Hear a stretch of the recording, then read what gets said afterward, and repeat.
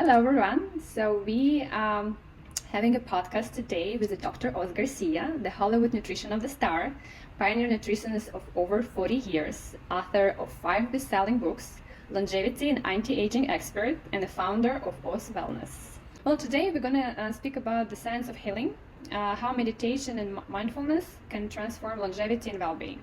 So I know that you attended Joe Dispenza Retreat, and you've done it a few times. And they measured your brain like with a special device. So could you explain like what was like your like a highlight of this experiment? Like what did you realize?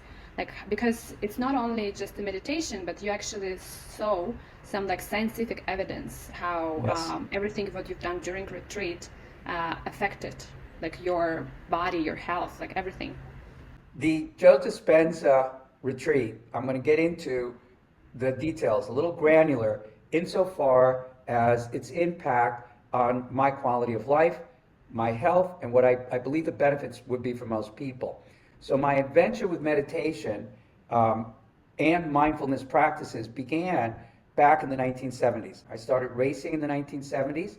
I did my first marathon in 1980 in New York City. And central to it all was being able to control my thinking. How could I manage my thinking so that I could deal with anxiety, worry over the future, not having regrets? And that's a very difficult thing for most of us because we're either living our past over and over again in a loop or over concerned over the future. Very difficult to be here now. And everybody's like, well, how do you be here now? And doing Joe Dispenza, to your point, is a boot camp. It's a meditation boot camp. The basic course, and it's not so basic, is 7 days long. And you typically do it with about 2,000 other students. Everybody's there for one purpose only, and that's really to go quiet inside to see if they can heal their body. Can you use your mind? Can you use your brain to affect everything below, right? So what I learned, among many things, was that what you think, and you hear this all the time, what you think you are, right? What you think you become.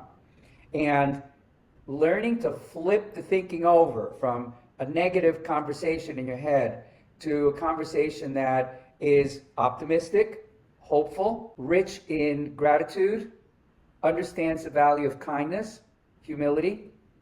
All of these are character building blocks that are important to be front and center and to be reminded of that. So that's what you get out of a retreat with Joe Dispenza. Technically, the logistics are you're meditating about 8-10 hours a day.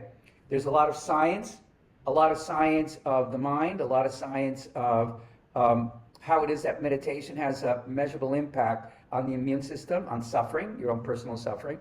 So I was lucky, as you said, to have my brain mapped when I arrived there. I was one of 200 students out of 2,000 that are part of a smaller study within the large group out of the University of California in San Diego. So I was asked to participate in this study. The day that I got there, they mapped my brain, they drew my blood, they took a sample of my urine, they took a sample of my stool, they also took my DNA, right? And then on the day that I left, a week later, they repeated everything all over again, right? So they could have evidence of what 7 days of meditating, almost 40 hours in the Joe Dispenza method would do to your health. I'm not the same person. I don't think the same. There are many things that you and I could discuss at great length about it, and we can certainly go over some of the details.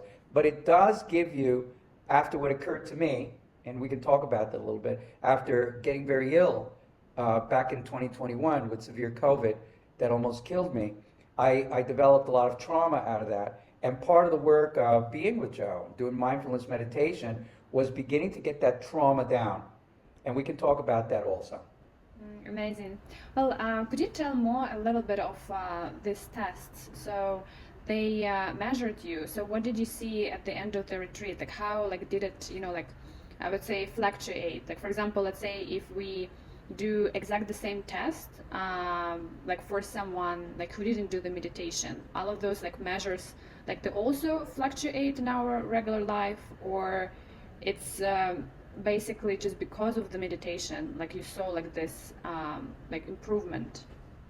The, the, the predominant brain wave that you and I are in, and brain waves is determined by many things in a day. There are brain waves that have a lot to do with stress. When you're in very high stress and high anxiety, you're in what's called gamma, right? The state that we're in right now is called beta. So beta is high attention, high concentration. There's low beta, medium beta, high beta, and then you can just shoot right into gamma, right? So you and I like to be, when we're paying attention, in a mindfulness state of mind. So we need to be in beta. But when we want to be calmer, we want to be clear, we want to not be suffering, worrying in our heads, you typically go into a state called alpha.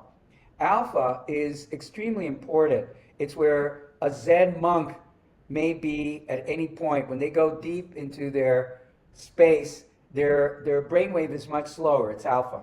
Right? When we're in beta, like we are now, right? Low, medium, beta, we're paying attention, we're talking, we're referencing information. The brainwave is a little faster, right? If we're angry, if we're losing our shit, so to say, we're now in gamma. The brainwave is very fast. When we're sleeping, we're in a brainwave called delta. So delta is extremely slow. Right? When I came in to Joe Dispenza and they put the cap on me, what they're doing is they're measuring the brainwaves, and they were very scattered. So it was I was going in and out of beta, high beta, gamma, kind of like that. That's the first day that I was there. Very worried, very preoccupied, very nervous, and when I left, the day that I left after this unbelievably demanding week, I was in primarily waking delta and an alpha. I didn't have much internal dialogue going on. I wasn't defaulting to anything. I was very much in the moment. And it's very powerful to be an alpha. That's where you can be much more creative. That's where your immune system is repairing itself.